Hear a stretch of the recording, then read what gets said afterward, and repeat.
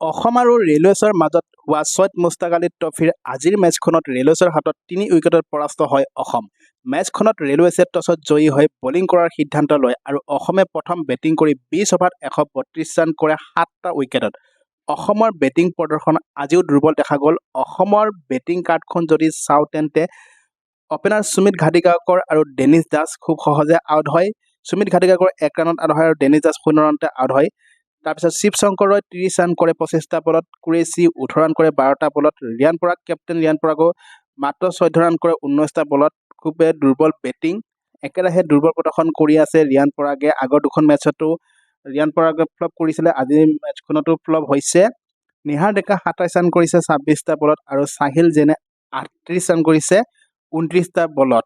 আৰু অসমৰ বলিং প্ৰদৰ্শন যদি চাবলৈ যাওঁ আজিৰ মেচখনত, তেন্তে অসমৰ বলিং কিন্তু বৰ বেয়া হোৱা নাই, কাৰণ ১৩৩ ৰান কৰিবলৈ যাওঁতে কিন্তু ৰেলৱেছৰ ৭টাকৈ উইকেট গৈছে আৰু ১৯ অভাৰ ৪ বল লাগি গৈছে।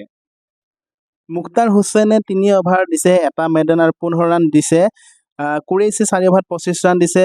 অভিনৱ চৌধুৰীয়ে 4 অভাৰত ২৪ ৰান দি ২টা উইকেট লাভ কৰিছে। খুব সুন্দৰ বলিং। লহকৰ ৩ অভাৰত ২৩ ৰান দিছে। শিৱ শংকৰই 2 অভাৰত ১২ ৰান দিছে আৰু আকাশ সেন গুপ্তাই ৩ অভাৰ ৪ বলত ৩৫ ৰান দি ৪টাকৈ উইকেট লাভ কৰিছে। তো বলিং প্ৰদৰ্শন খুবেই সুন্দৰ আছিলে আজিৰ মেচখনত।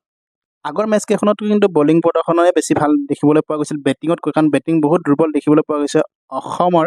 আৰু যোৱা মেচখনত মুখতাৰ হুছেইনে 6টাকৈ উইকেট লাভ কৰিছিল আৰু এইখন মেচত কিন্তু মুখতাৰ হুছেইনে ৩ অভাৰ দিছে আৰু 1 অভাৰ দিব বাকী ৰৈছিল। কিন্তু মুখতাৰ হুছেইনে কিয় আৰু এটা অভাৰ মুখতাৰ হুছেইনে দিয়া নাই, সেইটো কিন্তু এতিয়াও জানিব পৰা হোৱা নাই। আৰু সেই 1 অভাৰটোত যদি মুখতাৰ হুছেইনে দি 1 বা 2টা উইকেট ল'লে হয়, তেতিয়াহ'লে ৰেলৱেছৰ কাৰণে বহুত কঠিন হ'ল হয় এই ৰান চেছ কৰাটো। কিন্তু এটা কথা ক'বই লাগিব, আজিৰ মেচখনত কিন্তু ১০-২০ ৰান কম পৰিল অসম দলৰ। ইয়াৰ কাৰণ হৈছে অসম দলৰ বেটিং বিফলতা আৰু বেটিং বহুতে দুৰ্বল দেখিবলৈ পোৱা গৈছে আজিৰ মেচখনত। আৰু কেপ্টেইন হিচাপে ৰিয়ান পৰাগেও ভাল খেলিব পৰা নাই, একেৰাহে বেয়া খেলি আছে ৰিয়ান পৰাগে। আজিৰ মেচখনত ৰিয়ান পৰাগে ভাল খেলাৰ দৰকাৰ আছিলে। আৰু যোৱাখন মেচত যি প্ৰদ্যুৎ শইকীয়া অপেনাৰ প্ৰদ্যুৎ শইকীয়া আছিলে, আজিৰ মেচখনত প্ৰদ্যুৎ শইকীয়াকো খেলা দেখা নাই, কাৰণ যোৱা মেচখনত কিন্তু প্ৰদ্যুৎ শইকীয়া সুমিত ঘাটিকাকৰ লগত মিলি অপেনাৰ পাৰ্টনাৰশ্বিপ ৯৫ ৰান কৰিছিলে। ৰিয়ান পৰাগে আজিৰ মেচখনত সকলো ফালৰ পৰা বিফল হোৱা দেখিবলৈ পোৱা গ'ল। বেটিঙতো বিফল হোৱা দেখিবলৈ পোৱা গ'ল আৰু কেপ্টেইন হিচাপেও বিফল হোৱা দেখিবলৈ পোৱা গ'ল আজিৰ মেচখনত।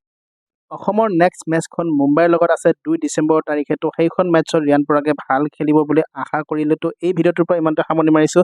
ভিডিঅ'টো ভাল লাগিলে সকলোৱে লাইক শ্বেয়াৰ কৰিব, লগতে চেনেলটো প্লিজ ছাবস্ক্ৰাইব কৰি দিবলৈ নাপাহৰিব। ধন্যবাদ।